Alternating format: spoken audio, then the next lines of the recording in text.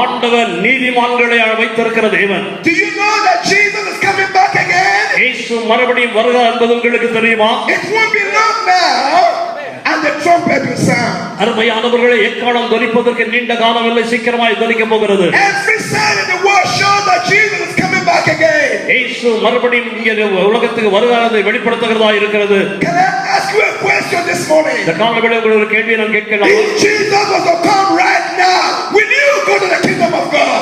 ஆண்டவராகிய இயேசு கிறிஸ்து இந்த காலவேளை இப்பொழுது வருவாரால் நீங்கள் தேவனுடைய ராஜ்யத்துக்குள்ளே நுழைய முடியுமா? For me, nothing else matters in this life but to be able to go to the kingdom of God. That's for me. அருமையானவர்களே, என்னை பொறுத்தவரைக்கும் இந்த உலகத்தில் எந்த ஒரு காரியம் மிகப்பெரிய காரியம் அல்ல. ஆண்டவராகிய தேவனுடைய பரலோக ராஜ்யத்துக்குள்ள கர்த்தருடைய வருகை போது எடுத்துக் கொள்ளப்படுவதே நான் மேன்மையாக முக்கியமானதை கருதுகிறேன். The reason I go to church, the reason I pray, the reason I live my life for God is that one day when the rapture sound, I will be there with God. Hallelujah. தேவனுடைய வார்த்தை கேட்பதும் சபைக்கு போய் கர்த்தரை ஆராதிப்பதும் ஆண்டவருடைய நாமத்தை மகிமைப்படுத்திக் கொண்டிருப்பதும் ஒரு குறிப்பிட்ட காலகட்டத்திலே ஆண்டவர் வரும்பொழுது அவரோடு எடுத்துக் கொள்ளப்பட்டவனாக பரலோக ராஜ்யத்துக்குள் நுழைவது என்னுடைய நோக்கமாக இருக்கிறது. But the Lord began to put in my heart. ஆண்டவர் நம்முடைய இதயத்தில் அதை குறித்து பேசிக் கொண்டிருக்கிறார்.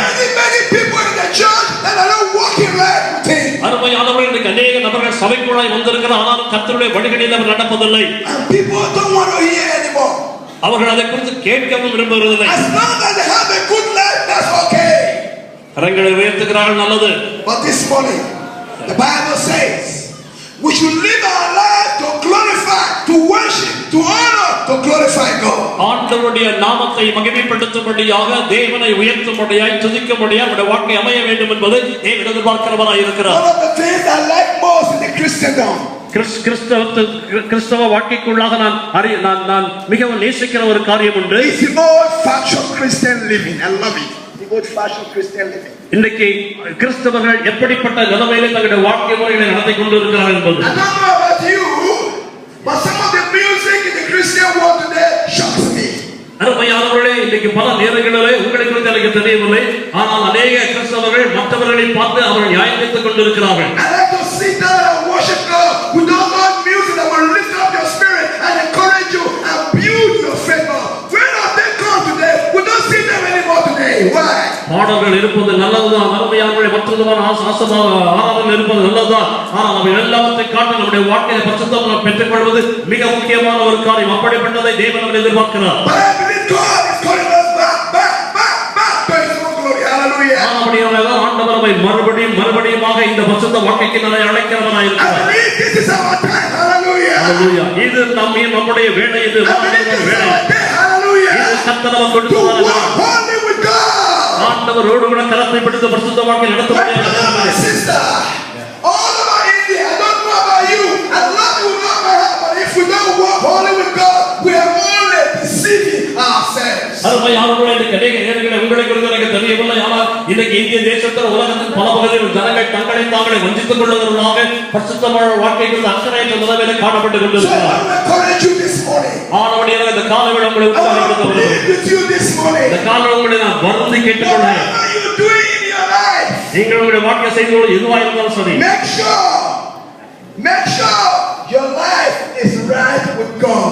உங்களுடைய வாழ்க்கையானது ஆண்டவருக்கு முன்பதாக பிரியமானதாய் காணப்படுகிறதா என்பதை குறித்து நீங்கள் சரியாய் உணர்ந்து கொள்ள வேண்டும். Make sure you can lift up your heart and say, Jesus is living in my heart every day.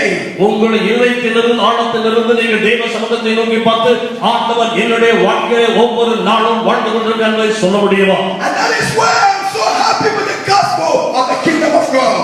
ஆனபடினாலே தான் ராஜ்யத்தின் சுவிசேஷத்தை குறித்து நான் மிகவும் ஆச்சரியப்படுகிறாயும் அக்கறையுள்ளவனாக இருக்கிறேன். My brother, my sister, my passion is one thing in life, to make sure that every believer goes to the kingdom of God. Every believer, hallelujah. அருமையானவர்களே, என்னுடைய வாஞ்சையும் தாகம் எப்படிப்பட்டதா இருக்கிறதெல்லாம் ஒவ்வொரு விசுவாசி, எல்லா விசுவாசிகள் ஒருவர் விடாதபடி அத்தனை பேரும் தேவனுடைய ராஜ்யத்துக்கு தகுதியாய் தேவனுடைய ராஜ்யத்துக்குள்ளே கடந்து போக வேண்டும் என்பதே. Every sin in our lives, every hypocrisy, every jealousy, every sexual sin, we're going to get rid of them and walk with God. அருமையானவர்களே, நம்முடைய வாழ்க்கையில காணப்படுகிற பாவங்களானாலும் சரி, அல்லது சாபக்கேடுகளானாலும் சரி, அல்லது வேறு விதமான பொறாமைகள், பல விதமான காரியங்கள், இவை எல்லாத்தையும் ஒழித்து விட்டவர்களாக தேவனோடு கரத்தை கோர்த்து பரிசுத்தமுள்ள வாழ்க்கை நடத்த நாம் முற்பட வேண்டும். When I gave my life to Jesus, the reason why I gave my life to Jesus was very clear.